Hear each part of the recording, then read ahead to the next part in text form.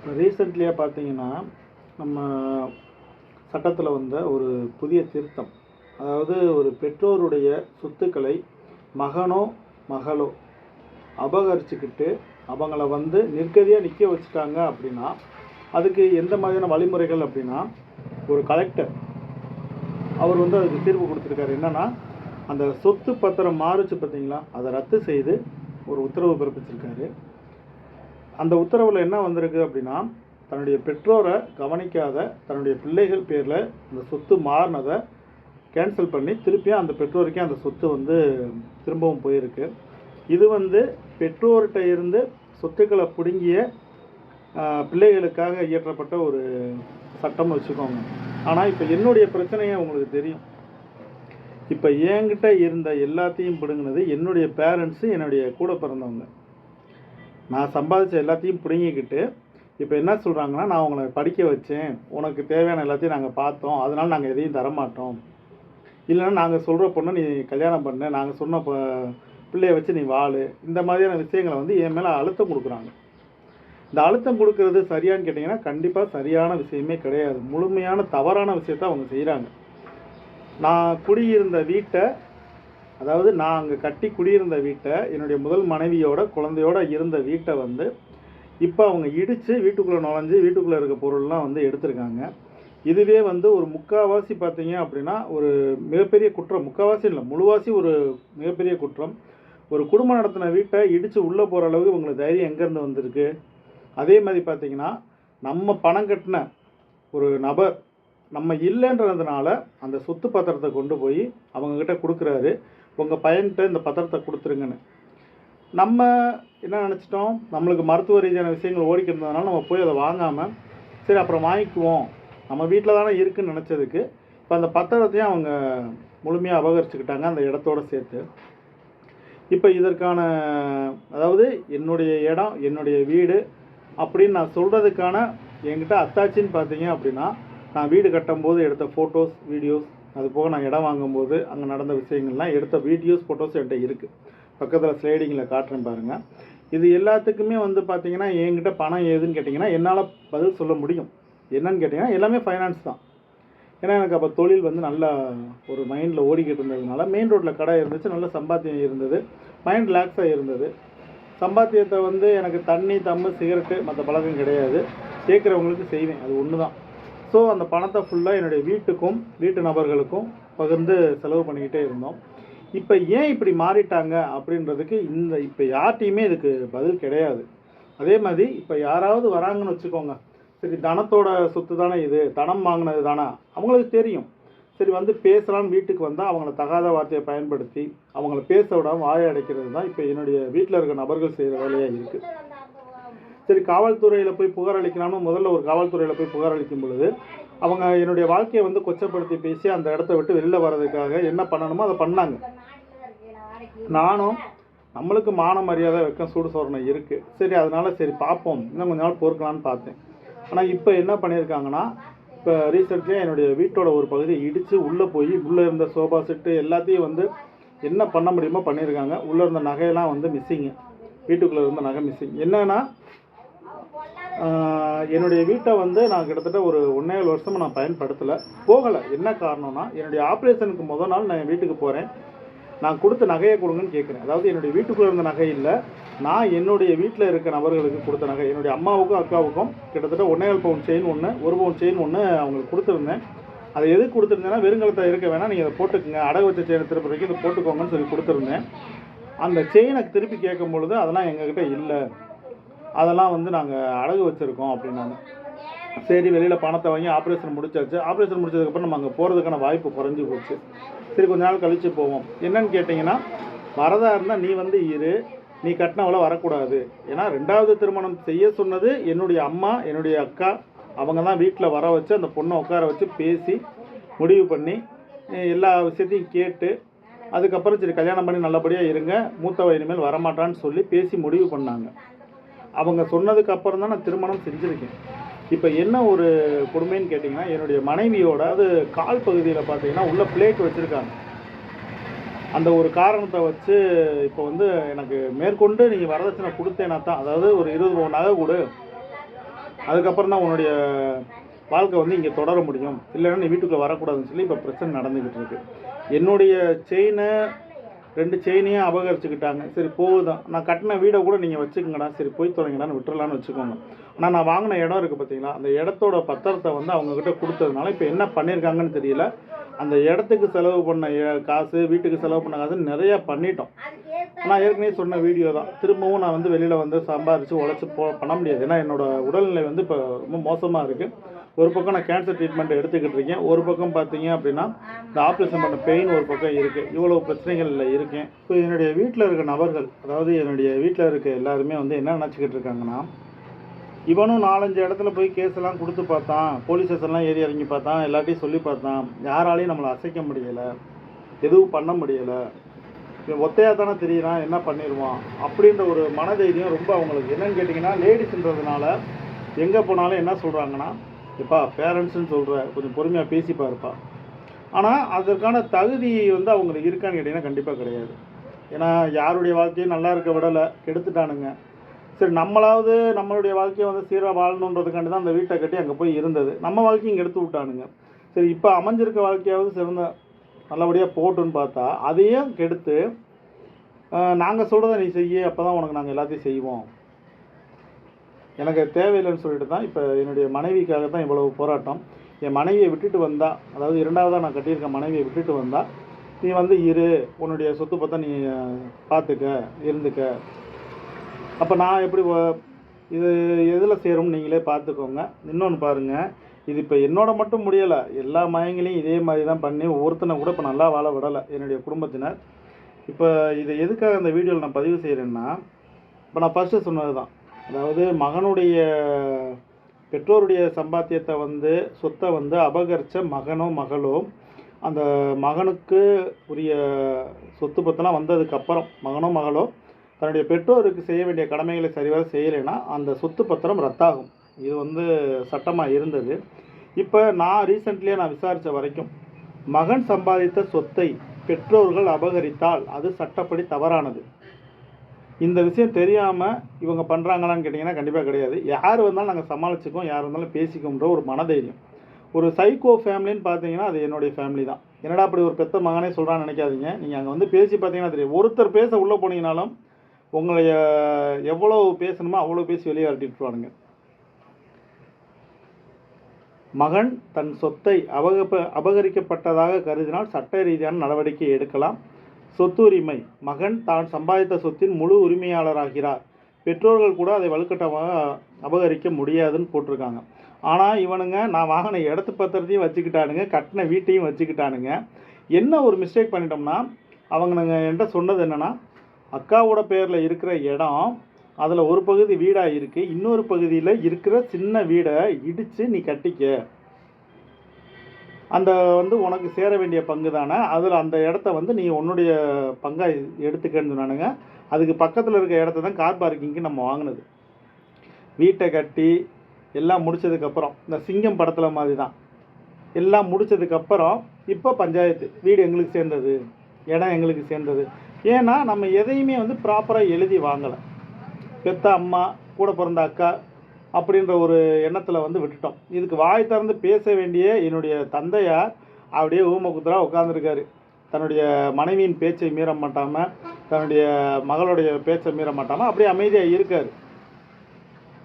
இதுக்கு ஆமாஞ்சாமி போடுறது பார்த்திங்கன்னா என்னுடைய புதல்வர், அதாவது என்னுடைய புதல்வரில் எங்கள் அம்மாவுடைய எனக்கு மூத்த புதல்வர் அவர் ஒருத்தர் இருக்கார். ரொம்ப நேர்மையான ஜென்டில்மேன். அவர் தான் இப்போ வந்து அவங்களுக்கு அடியாளாக இருக்கவர். நீங்கள் யாராவது போய் நின்றீங்கன்னா மொதல் ஃபோன் அவருக்கு தான் போகும். வந்து நிற்பார், நல்லா மிலிட்ரி மேன் மாதிரி வந்து நிற்பார். அவர் தான் இப்போ எல்லாமே அங்கே அவங்களுக்கு முழு சதவீத அடியாளே அவர் தான். ஏன்னா இப்போ எதுக்காக நான் இந்த வீடியோலாம் பதிவு செய்கிறேன்னா, என்னால் இப்போ வரைக்கும் முட்டைத்தான் முடியுது, மோதத்தான் முடியுது. இதுக்கு யார்கிட்ட போய் முழுமையான ஒரு தீர்வு கிடைக்கும் அப்படின்றது தெரியல. இப்போ வக்கீலை பிடிச்சி தான் நம்ம இந்த விஷயத்தை வந்து நம்ம ஃபாலோ பண்ண போகிறோம். இது எனக்கு மட்டும்தான் நடக்குதுன்னு பார்த்தா நிறையா வீட்டில் இது பிரச்சனை நடந்துக்கிட்டு தான் இருக்குது. ரொம்ப சிம்பிளாக சம்பாதிச்சு கொடுத்த எல்லாத்தையும் வாங்கிக்கிட்டு நீ எனக்கு என்ன செஞ்சேன்னு கேட்கும்போது விட்டுட்டு போயிடலான்னு நினைச்சோம்னாலும் மனசு வர மாட்டேங்குது. ஏன்னா எவ்வளோ தூரம் நம்ம ரிஸ்க் எடுத்து அந்த இடத்த வந்து கட்டி வீடாக மாற்றுறதுக்கு நம்ம அலைஞ்ச அலைச்சலும் உழைச்ச உழைப்பும், கடன் கட்டணுமேன்னு சொல்லிட்டு, ஏன்னா 1,50,000 டெய்லி தவணை. வட்டிக்கெலாம் நான் வாங்கலை. 1,50,000 டெய்லி தவணை. 1,00,000 1,00,000 1,00,000 போட்டு கிட்டத்தட்ட அந்த வீட்டுக்கும் அந்த இடத்துக்கும் சேர்த்து ஒரு 6 7 தடவை பணம் போட்டிருக்கேன். மீதி காசுலாம் சம்பாதிச்ச காசை ஃபுல்லாக வீட்டு கட்டுறதுக்கும் வேலைக்கும் போட்டிருக்கேன். அப்போ எவ்வளோ தூரம் நான் ஓட வேண்டி இருந்திருக்கும், எவ்வளோ தூரம் உழைக்க வேண்டி இருந்திருக்கும். ஆனால் இதுக்கெல்லாம் முழு காரணம் என்னுடைய கடையிலேருந்து எடுத்த உழைப்பு தான், வேறு ஒன்றுமே இல்லை. எல்லாமே கடையிலேருந்து எடுத்த உழைப்பு தான். ரொம்ப வீடு கிட்டக்கன்றனால 8 மணிக்கெலாம் கடை ஓப்பன் பண்ணிடுவேன். 8 மணிக்கு ஓப்பன் பண்ணி 9 மணி வரைக்கும் இருப்பேன். நல்ல வேலை வரும். நம்மளுக்கு வந்து இங்கே இருக்க ஒர்க்குன்றனால கொஞ்சம் அவுட்ரு வேலைலாம் வரும். திருச்சி, கோயம்புத்தூர், ஊட்டி, ராம்நாடு எல்லா ஊரில் இருந்துமே நான் சர்வீஸ் எடுத்து பார்த்துக்கிட்டு இருந்தேன். அப்போ எனக்கு பணம் வந்து நிறையா கைக்கு வந்துக்கிட்டே இருந்துச்சு, வேலை தெளிவாக இருந்ததுனால. அந்த பணத்தை ஃபுல்லாக நம்மளுக்கு தண்ணி தம்பு சிகரெட்னு பழக்கம் இல்லாதனால அதை ஃபுல்லாக வாகனம் வாங்குறதுலையும் வீடு கட்டுறதுலையும் இடம் வாங்குறதுலையுமே போட்டுட்டேன். இப்போ நான் பக்கத்தில் காமிக்கிற ஃபோட்டோஸ் பாருங்களேன், இது என்னுடைய வீடு. நான் அங்கே போய் செட்டில் ஆகும்போது எடுத்த ஃபோட்டோஸு, அதை இடித்து கட்டும்போது எடுத்த ஃபோட்டோஸு, வீடியோஸ் எல்லாமே அதில் இருக்குது. ஆனால் இப்போ என்னென்னா, இவங்க என்ன ஒரு முடிவில் இருக்கானுங்கன்னா, இவன் பேரில் பத்திரம் பதியலை. பத்திரம் பதிகிறதுக்கு தான் பத்திரம் கொடுக்கல. பத்திரத்தை நம்ம கையில் வாங்கியிருக்கோம். அது தவிர வீடு கட்டினது நம்ம இடத்துல வீடு கட்டியிருக்கான். இந்த ஒரு தைரியத்தில் இருக்கானுங்க. சரி, இந்த தைரியத்தில் இருக்கீங்கல்ல, எத்தனை நாளைக்கு இதே தைரியத்தில் இருந்துருவீங்க? யாராவது ஒருத்தர் வந்து ஏரியாவுக்குள்ளே விசாரித்தாலோ, தெருவுக்குள்ளே இருக்கவங்கள்ட்ட விசாரித்தாலோ, இந்த ஃபைனான்ஸ் பார்ட்டியில் எல்லாருமே வந்து கேட்டாலும் எல்லோரும் சொல்கிறது என்னென்னா, அந்த பையன் கட்டின வீடு தான், அவருடைய இடம் தான் அது. இது வாய் வார்த்தையாக மட்டும்தான் அவங்களால சொல்ல முடியும். ஏன்னா ப்ரூவ் பண்ணுறதுக்கு பத்திரம் கிடையாது.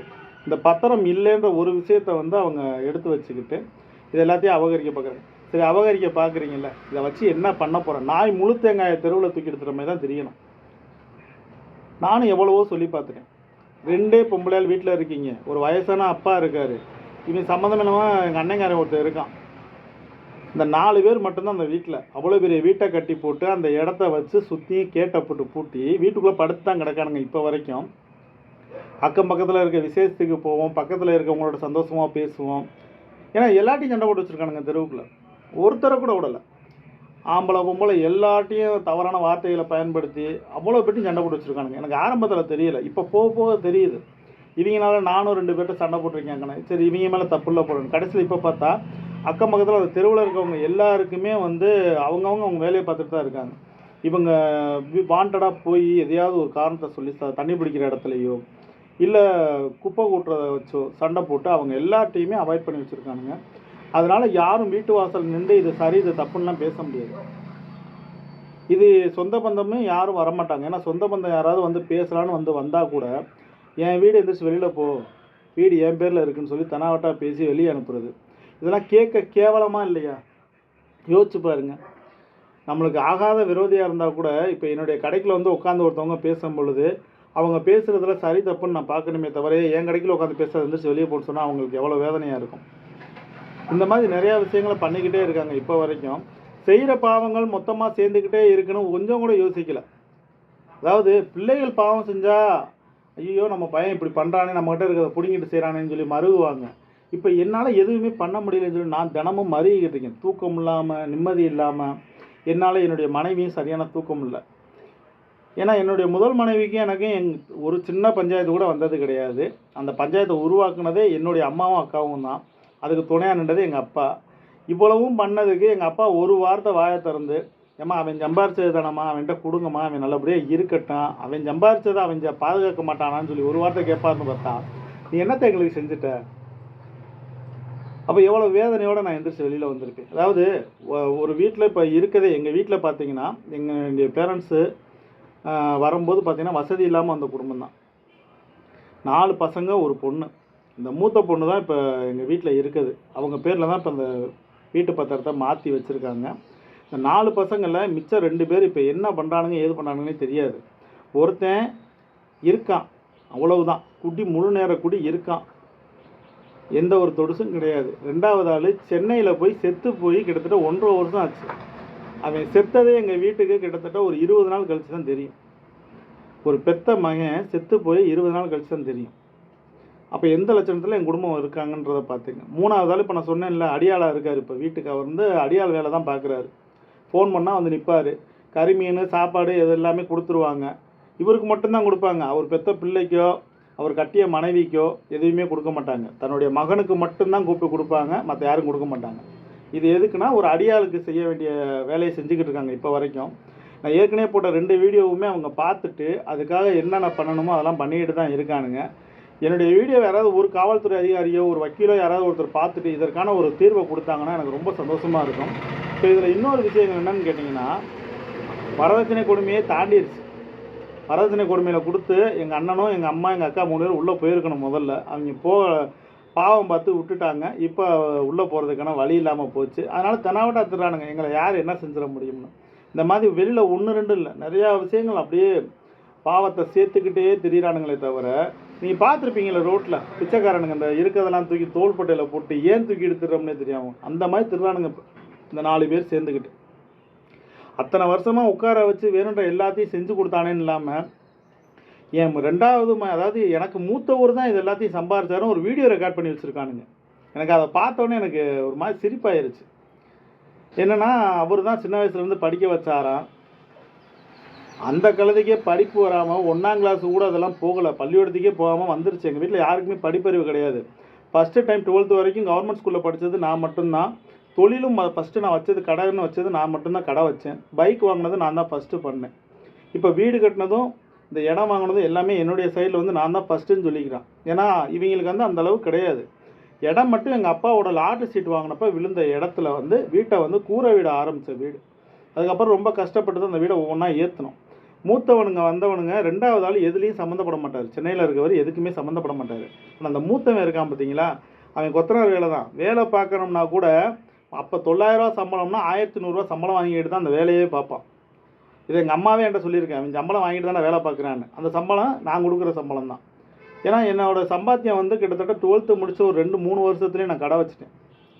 திறமை இருந்ததுனால எனக்கு நல்ல வருமானம் இருந்தது. வருமானம் இருந்ததுனால வீடை நல்லா சடன்னு ஏற்றினோம். தவணைக்காரவங்களும் நம்பி தவணையை கொடுத்தாங்க. என்னால் அந்த தவணையை வச்சு வண்டி வாங்க வீடு கட்டன்னு மறுசியாக பண்ணிக்கிட்டே இருந்தேன். ஆனால் இப்போ என்னென்னா, இது எல்லாத்தையும் செஞ்சதுக்கான சாட்சிகள் மட்டும்தான் இருக்கே தவிர ஆதாரங்கள் இல்லை. இதை பயன்படுத்திக்கிட்டு இவனை எப்படியாவது நம்ம காலில் விழ வைக்கணும் அப்படின்றதுக்காக இந்த வேலை பார்க்குறானுங்க. நான் தப்பு செஞ்சுருந்தா நான் இறங்கலாம். நான் தப்பு செய்யலை, நான் சம்பாரித்தது, நான் உழைச்சது, என்னால் விட்டு கொடுத்து போக முடியாதுன்னு சொல்லிட்டு இப்போ வரைக்கும் மோதிக்கிட்டு இருக்கேன். இதில் வந்து இப்போ சம்மந்தமே இல்லாமல் அந்த அடியாள் ஒருத்தர் உள்ளே வந்துக்கிட்டு இது பொது சொத்து, எல்லாருக்கும் சம்பாரித்த பொது சொத்து, அதனால் இது வந்து நாங்கள் பிரிக்கவோ விற்கவோ முடியாது. பிரிக்கவோ விற்கவோ முடியாத பொது சொத்து பல வருஷங்களாக இருந்திருக்கணும். நான் இந்த இடத்த வாங்கினது 4 வருஷத்துக்கு முன்னாடி தான். அதுக்கான ப்ரூஃப் என்கிட்ட இருக்குது. அந்த இடத்த வாங்கும்போது அந்த காங்கிரீட் போட்ட மிஷின் ஜல்லிக்கல்லேருந்து எல்லாத்தையும் நான் வச்சுருக்கேன். அப்போ எவ்வளோ வேதனை இருக்கும். ஒரு பெரிய சித்தப்பேன் மாமன் மச்சான் அண்ணன் தம்பின்னு அவனாவது இருந்து கூட நின்று, ஏம்மா அவன்கிட்ட குடுமா, அவன் சம்பாரிச்சதுக்கு இந்த பாடுபடுறானே, அவன் சம்பாரிச்சதை குடுமான்னு சொல்கிறதுக்கு ஆள் இல்லாதனால ஒரு வாயில்லாத பூச்சின்ற மாதிரி என்னை வச்சுக்கிட்டு பாடாப்படுத்துகிறானுங்க இந்த 4 பேரும் சேர்ந்து. காவல்துறையில் போன உடனே என்ன நடக்குதுன்னா, அவங்க எப்பா பொம்பளையாளாக இருக்காங்கப்பா, பேசு தம்பி, உட்கார வச்சு பேசு தம்பி, பேசுனா தான் காதில் வாங்க மாட்டேன்றானுங்களே. இவங்களுக்கு என்னென்னா, இவங்க சண்டை இழுத்து விடுவானுங்க, திருப்பி சமாதானப்படுத்தணும்னுவானுங்க, நம்ம வந்து அவங்க காலில் விழுகணுமா. இதெல்லாம் ஒரு குடும்பத்தில் ஒரு பேரண்ட்ஸ் செய்கிற வேலையான்னு கேட்டிங்கன்னா கண்டிப்பாக கிடையாது. நான் இங்கே பேசின வரைக்கும் என் பக்கத்தில் இருக்கவங்க, அக்கம் பக்கத்தில் இருக்கவங்க, என் வீட்டை சுற்றி இருக்கவங்க எல்லாருமே நிறையா சொல்லிட்டாங்க. உங்கள் வீட்டில் இருக்க ஆளுகள்லாம் மனுஷங்களே கிடையாது, ஜென்மமே கிடையாதுன்னுலாம் வந்துட்டானுங்க. எனக்கு ஆரம்பத்தில் தெரியல, அக்கம் பக்கத்தில் இருக்கவங்க சொல்லும் போதெல்லாம் எனக்கு புரியலை. ஆனால் இப்போ புரியுது. அப்போ இவங்க வந்து சைக்கோ மாதிரி தான் இருக்கானுங்க. வீட்டை பூட்டி போட்டு உள்ளே தான் படுத்து கிடப்பானுங்க. இவங்க எப்போ வேணாலும் போங்க, கலகலன்லாம் இருக்காது வீடு. ஏன்னா இப்போ 4 பையன் ஒரு பொண்ணு, 4 பையங்கன்னா 4 மருமக இருக்கணும். ஒரு பொண்ணுனா ஒரு மருமகன் இருக்கணும். 4-5 பேருக்கும் உள்ள பிள்ளைகள் இருக்கணும். எவ்வளோ பெரிய வீடு, கடகலன்னு இருக்க வேண்டிய வீடு சுடுகாடு மாதிரி போட்டு வச்சுட்டு படுத்துருக்கானுங்க. நான் போய் கதவை தட்டினேன்னா 3வது ரூம்லேருந்து எந்திரிச்சு வந்து கதவை திறப்பானுங்க. அதுவும் இவங்களாம் நினச்சாதான் திறப்பானுங்க. கேட்டால் வீடு எங்கள் பேரில் இருக்குல்ல, நாங்கள் எதுக்கு திறக்கணும். அந்த வீட்டில் இருக்க ஒவ்வொரு செவரும் ஒவ்வொரு செங்கக்கல்லும் நான் சம்பாரித்து வாங்கின காசில் கட்டினது. அது அவங்க இல்லைன்னா சொல்லலாமே தவிர ஆண்டவன் பார்த்துக்கிட்டே இருப்பான். சுடுகாட்டுக்கு போகும்போது இவ்வளவு அள்ளிட்டு போகிறது கிடையாது இவனுங்க. இப்போ இருக்கிறதுக்கு 2 மயங்க தான் இருக்கும். நானும் எனக்கு மூத்தவனும் தான் இருக்கும். எங்கள் அக்கா இருக்குது, எனக்கு மூத்தது. மீதி 2 பேர் வரவும் மாட்டானுங்க. அவங்களுக்கு இந்த சொத்து பத்தில் சம்மந்தமும் கிடையாது. நான் சம்பாரிச்சது ஃபுல்லாக இங்கே நாங்கள். சரி, இவனுக்கு ஒரு பங்கை கொடுப்போம், இவனை ஒரு பக்கம் கூப்பிட்டு இருக்க வைப்போம். அந்த பிள்ளை வர மாட்டேன்ட்டு போயிட்டால, இப்போ கல்யாணம் பண்ணியிருக்கல, அந்த பிள்ளை இவங்க தான் கல்யாணம் பண்ண சொல்லி தான் நான் கல்யாணமே பண்ணேன், இல்லைன்னா கல்யாணமே பண்ணியிருக்க மாட்டேன், நான் பாட்டுக்கு பேசாமல் இருந்திருக்கேன். இப்போ அந்த பிள்ளையும் நீ நகை கொடுத்தா தான் நீ வந்து வாழணுன்றானுங்க. சரி, மூத்த ஒய்ஃபை என்ன பண்ணுறானுங்கன்னா, அங்கே அவங்க வீட்டாளுங்க வந்தாலே அசிங்கமாக பேசுகிறானுங்க. இப்போ அவங்க சைட்லேயும் அவங்க வந்து நின்று பேய்க்கிறதுக்கு வாய்ப்பு இல்லாமல் இருக்குது. இப்போ இந்த மாதிரியான விஷயங்கள் பண்ணுறானுங்களே, இதுக்கெல்லாம் என்ன தண்டனை கிடைக்கும்னே தெரியாமல் பண்ணுறானுங்க. நாளைக்கு அந்த பிள்ளை ஒரு தற்கொலை பண்ணிக்கிச்சுன்னு வச்சுக்கோங்க, மனம் உடஞ்சி போய், இல்லை நான் மனம் உடஞ்சி போய் தற்கொலை பண்ணிக்கிட்டேன்னு வச்சுக்கோங்க, இவங்களுடைய நிலைமை என்ன ஆகும்? 4 பேருடைய நிலைமை. ஆனால் செய்ய வச்சிருவானுங்க போல், அவ்வளோ தூரம் பண்ணுறானுங்க. ஏன்னா எனக்கு வந்து என்னுடைய மனைவி வந்து ரொம்ப பிடிச்சிருந்துச்சு. முதல் மனைவியும் சரி, 2வது மனைவியும் சரி, எனக்கு எந்த ஒரு பிரச்சனையும் இல்லாமல் தான் இருந்தாங்க. முதல் மனைவியோட பிரச்சனையை இழுத்து விட்டது இவங்கன்றது அந்த பிள்ளைக்கும் தெரியாது, எனக்கும் தெரியாது. ஆனால் பிரித்து விட்டானுங்க. பிரித்து விட்டுட்டு அந்த பிள்ளை வேணாம், நம்ம வீட்டுக்கு செட் ஆக மாட்டேன்னு சொல்லி ஏகப்பட்ட விஷயங்களை என்னென்ன சொல்ல முடியுமோ சொல்லி அந்த பிள்ளையை பிரித்து விட்டுட்டானுங்க. இப்போ அந்த பிள்ளைங்க இங்கே இல்லை, அந்த பிள்ளையால் எனக்கும் தொந்தரவு இல்லை, என்னால் அந்த பிள்ளைக்கு தொந்தரவு இல்லை. அந்த பிள்ளை போய் அந்த பிள்ளை அவங்களுடைய வாழ்க்கையை பார்த்துக்கிட்டாங்க. 2வது திருமணம் முடிச்சு இப்போ 2 வருஷத்துக்கு மேலே ஆயிடுச்சு. நான் திருமணம் முடிச்சு ரேஷன் கார்டு எல்லாமே எனக்கு ப்ராப்பராக இருக்குது, வந்துருச்சு. நல்ல வாழ்க்கை போய்கிட்டு இருக்குது. எங்களுக்குள்ளே ஒரு நாள் கூட சண்டை சச்சரவு கிடையாது. நல்ல வாழ்க்கை போய்கிட்டு இருக்குது. என்னுடைய உடல்நிலை இன்றைக்கி சீராக இருக்குதுன்னா அதுக்கு என்னுடைய 2வது மனைவி ஒரு முக்கியமான காரணம். எதை சாப்பிடணும், எதை சாப்பிடக்கூடாது, இந்த மாதிரியான ஐட்டங்கள் மட்டும் சாப்பிடுங்க, இதெல்லாம் சேர்க்காதீங்கன்னு சொல்லி ஒவ்வொன்றையும் பார்த்து எனக்கு செஞ்சுக்கிட்டு இருக்காங்க. ஏன்னா நான் ஒரு கேன்சர் பேஷண்ட்டு, வெளில தெரியுதோ இல்லையோ கேன்சர் பேஷண்ட்டு. அதை வந்து அரசு மருத்துவமனையில் சொல்லிட்டாங்க. அதனால் அதுக்கான உணவு பழக்க வழக்கம்லாம் என்னுடைய மனைவி தான் பார்த்துக்கிட்டு இருக்காங்க. ஸோ இப்படி ஒரு மனைவி பார்த்துக்கிட்டு இருக்கும்போது அவளை விட்டுட்டு வான்னு சொல்லும்போது எப்படி நான் விட்டுட்டு வர்றது? ஏன்னா எனக்கு ஆப்ரேஷன் பண்ணி நான் கிடக்கும்போது கூட என் வீட்டில் இருந்து ஒருத்தர் வந்து என்னை என்னன்னு பார்க்கல. அவ்வளோ தூரம் சம்பாரித்து கொடுத்தவன் இப்படி கிடக்கானே வந்து பார்ப்போம்னு பார்க்கல. என்னுடைய முதல் மனைவியும் வந்து பார்க்கல. அப்படி வந்திருந்தாங்கன்னா கூட சரி பாசத்தில் வந்திருக்காங்க, இவங்களாவது பாசத்தில் வந்திருக்கான்னு, எதுவுமே வரல. இவங்க செத்தா நம்மளுக்கு இது சொத்துலாம் நம்மளுக்கு தானன்ற மாதிரி எங்கள் அண்ணங்காரன் தெரியலாம்.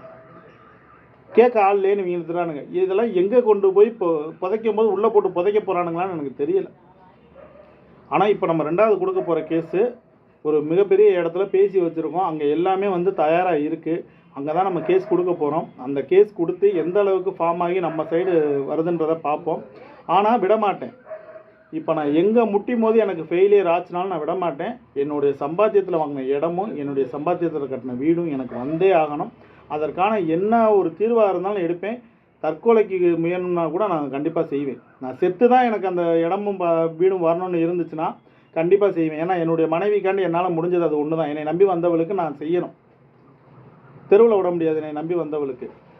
முதல் மனைவிட்டையும் நான் சொல்லியிருந்தேன், இவங்க இந்த மாதிரி செய்வானுங்க, என்னைக்கா இருந்தாலும் கழுத்தை எடுத்துருவானுங்க, அவங்க சொல்கிறத காதில் வாங்காத இருந்து வாழ்கிறதுக்கான வாழ்க்கையை பாருங்க. அந்த பிள்ளை கேட்கல. இவங்க பேச்சை கேட்டு தேவையில்லாமல் போலீஸ் ஸ்டேஷனில் கேஸை கொடுத்து 3-4 தடவை கேஸை கொடுத்து என்னை அலைய விட்டு ஒரு வெறுப்பை உருவாக்கி அந்த பிள்ளை தனியாக போயிடுச்சு.